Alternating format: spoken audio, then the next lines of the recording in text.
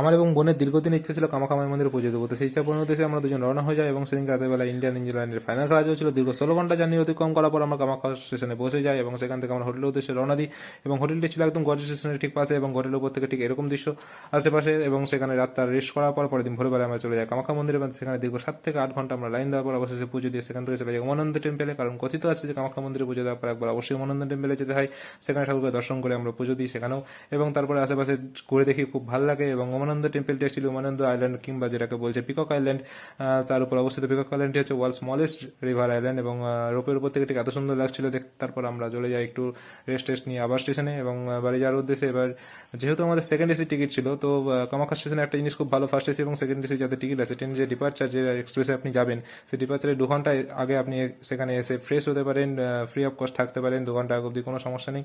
তো তারপরে আমরা বাড়ি চলে আসছি। ভিডিওটি ভালো লাগলে অবশ্যই লাইক কমেন্ট শেয়ার করবেন, সাবস্ক্রাইব করতে ভুলবেন না। বাই।